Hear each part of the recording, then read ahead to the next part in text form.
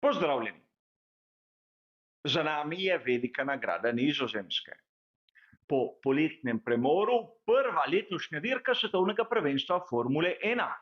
Poglejmo si skupaj, kaj se je vse zanimivega zgodilo.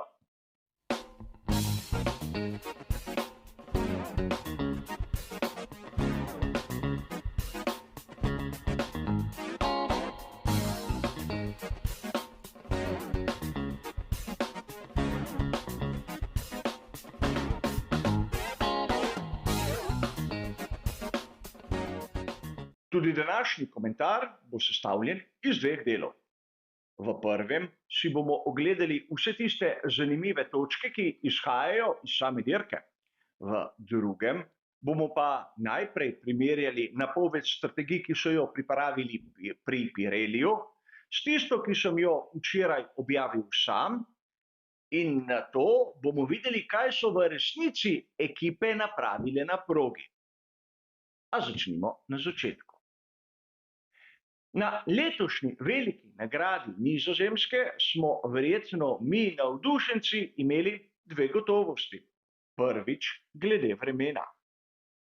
Kot sem že mnogokrat omenil, vremenska napoved je tu dokaj točna. In videli smo na sami dirki. Deževalo je, in to kar dvakrat. A konec koncev lahko rečemo še nekaj drugega. Verjamem, da vsi mi navdušenci smo bili v dnu duše prepričani, da bo zmagal Max Verstappen. Ne samo zaradi te njegove dominantne premoči, ampak tudi zato, ker je Nizozemec, gre za veliko nagrado Nizozemske in je pred svojo domačo publiko ter še posebej motiviran. In tako v prvem kot v drugem primeru smo imeli prav. A dirka za veliko nagrado Nizozemske nam je pokazala še bistveno kaj več. Najprej, da v Formuli 1 ostajajo neki trendi. Videli smo že na samem začetku, ko se je bilo treba hitro odločiti o spremembah strategij, kajti začelo je deževati. In takrat, kot običajno, smo videli, da pri tovarniški ekipi Mercedes imajo težave. Ko je vse planirano, ko je vse izračunano, običajno nimajo takšnih težav, ampak ko je treba malce improvizirati, malce iti po občutku, no ja, takrat se znajdejo na dnu štartnega razporeda. In tako je dirka Georgea Russella dobila kar močen negativni pospešek že na samem začetku. A konec koncev videli smo tudi, da podobne zadeve se dogajajo pri Ferrariju, kot smo jih bili vajeni v preteklosti.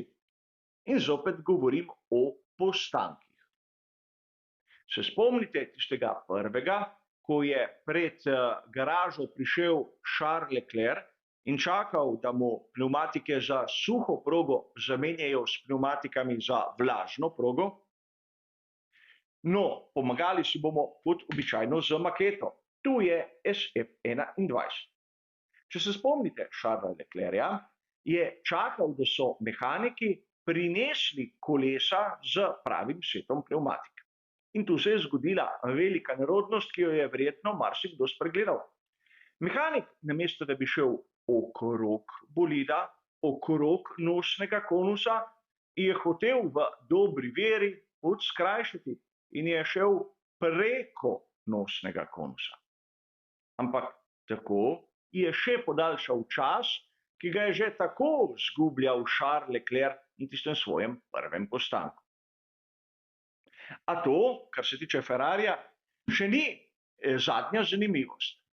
Se spomnite prav v prvih fazah dirke radijskega sporočila Carlosu Sainzu mlajšemu. Iz boksov so mu povedali, da je bolid Charlesa Leclerca poškodovan. In takoj Carlos Sainz je vzkliknil: "Vse je v redu, samo da me ne bo oviral," kar je zopet neka tiha potrditev tiste teorije, ki jo imamo mnogi navdušenci, da pri skuderiji Ferrari je praktično Carlos Sainz mlajši tisti, ki mora biti žrtvovan za dober rezultat Charlesa Leclerca. Verjamem, marsikateremu navijaču Scuderie te besede ne bodo všeč, ampak moramo biti realni, vsi smo jih slišali. A videli smo, da dirka za veliko nagrado Nizozemske ni bila dirka Charlesa Leclerca. Že na kvalifikacijah je imel težave. Danes so mu sestavili nov bolid, ampak vseeno dirke ni končal in pravzaprav nikoli ni zasedel tistih mest tam spredaj. Bil je bled, neprepoznaven, sploh nismo videli tiste njegove ognjevitosti, tiste njegove agresivnosti. Danes je bolj do izraza prišel že prej omenjeni Carlos Sainz mlajši, ki je seveda tudi trpel s svojim Ferrarijem, ampak domov prinesel nekaj, kar bi lahko imenovali sindikalni minimum. Verjamem, da vsi mi si želimo Ferrarija malček bolj spredaj, navijači ali navdušenci. Ampak Carlos Sainz mlajši v dani situaciji je omilil škodo. Seveda proga v Zandvoortu ni pisana na kožo Ferrariju SF Pomišljaj 23, v Monzi in v Singapurju. Pričakujem, da bomo videli bistveno boljše dirke z njihove strani. Ampak kljub vsemu morajo tudi delati malček na postankih v boksih in na medsebojnih odnosih, predvsem med obema voznikoma in na relaciji voznik-ekipa. A treba je tu se ustaviti tudi pri McLarenu. Verjamem, mnogi smo jih pričakovali bistveno bolj spredaj. A vseeno, oba bolida ekipe McLaren med dobitniki točk. Kar je, bodimo iskreni, polovica tistega, kar so verjetno pri ekipi z Wokinga pričakovali. Želeli so si biti najmanj na zmagovalnem odru, ampak danes ni šlo. Lando Norris ni bil dovolj hiter, Oscar Piastri pa še ni dovolj zrel. A vseeno menim, da pri McLarenu vidimo mnoge korake naprej proti tistemu cilju, ki si ga želijo vsi. A vseeno, ko je dejal Zac Brown, da v sezoni 2025 se bodo borili za naslov svetovnega prvaka, menim, da je še zmeraj malček preveč optimist. Če smo govorili o McLarenu, ne moremo mimo Williamsa, ker je Alexander Albon znova med dobitniki točk. Logan Sargent je dirko končal ob zaščitni ograji. A moramo ga razumeti? Nima izkušenj Alexandra Albona, ampak želi si biti tam zdraven. In tokrat je pretiraval. Podobno kot na sobotnih kvalifikacijah. Sam mu tega ne zamerim, ampak konec koncev Logan Sargent bo moral prikazati tudi neko konkretno dirko, nek konkreten rezultat, ki bo opravičil njegov obstoj v Formuli 1. Približuje se počasi temu cilju, ampak lahko mu bo enostavno zmanjkalo priložnosti. Današnja dirka je bila kaotična in prav v tem kaosu se pokažejo izkušnje. Videli smo jih pri Fernandu Alonso. Ni zastojn voznik, ki ima največ štartov v svetovnem prvenstvu Formule 1. In prav danes je iz svojega Aston Martina AMR 23 izvlekel maksimum, lahko bi dejali še več kot to. In seveda vidi se, da Fernando Alonso, ali vam je všeč ali ne, res ljubi Formulo 1, je z dušo in telesom predan temu športu in želim mu še mnogo takšnih dirk. Namreč Fernando Alonso, ki se bori v ozadju, je zanimiv za spremljanje, ampak Fernando Alonso, ki je na zmagovalnem odru, je čisto druga zgodba. Prav tako se bori, prav tako blesti, ampak videti ga tam spredaj je verjetno užitek za vse nas, navdušence, ki imamo radi ta šport. O Maxu Verstappenu smo že govorili, kolikor ne bi zmagal tokratne velike nagrade Nizozemske, bi to bilo zanj poraz. A po drugi strani se mi zdi zanimivo, kako je dobil Sergio Perez 5-sekundno kazen. Kaj pri Red Bullu nimajo nekoga, ki je zadolžen za Pereza? Menim, da je ekipa res malček preveč usmerjena samo v dobro Maxa Verstappena. Res, Max dosega rezultate in ta pozornost, ki jo ima, je zaslužena. A tudi drugi voznik rabi malce pomoči, malce dela tudi na njegovi dirki in še bi lahko naštevali. To, da je prišel Pierre Gasly na zmagovalni oder, mi pušča v ustih rahlo grenak prioskus. Namreč, si je Pierre Gasly zaslužil biti tretji danes? Verjamem, tretje mesto je tretje mesto in v situaciji, kakšna ni je Alpine, je ta rezultat izjemno dobrodošel, ampak bolje bi bilo, da bi se na primer Pierre Gasly boril z Fernandom Alonsom, ampak se ni. Konec koncev, tu bi rad dodal nekaj. Mnogokrat sem že povedal svoje osebno videnje glede izbora voznika dneva. A danes, po mojem osebnem videnju, je bil to Liam Lawson. Na vrat na nos so ga posedli v Alfa Tauri AT04 in pravzaprav samo za enim prostim treningom in kvalifikacijami je prišel na koncu pred Yukijem Tsunodom. Torej, to na prvi pogled je rezultat, ki praktično kaže, kakšen talent je Liam Lawson. Kljub vsemu, kar je šlo narobe ta vikend, je na koncu bil konkreten, ni bil zadnji in pravzaprav bil je pred svojim moštvenim kolegom, kar je nekaj, kar Niku de Vriju ni uspelo tako pogosto. Zato Liam Lawson, po mojem mnenju, voznik dneva. In po mojih informacijah bo pri skuderiji Alfa Tauri prisoten tudi na veliki nagradi Italije.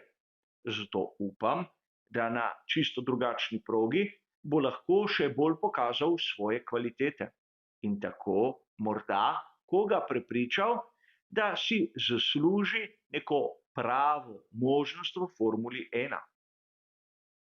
Že prej omenjeni Nick de Vries je seveda dosegel točke z Williamsom na svoji prvi dirki v svetovnem prvenstvu Formule 1, ampak predtem je imel obilico možnosti testirati seveda za ekipo prav tako Williamsa, kot naprimer tudi Aston Martina in da ne pozabimo Mercedesa.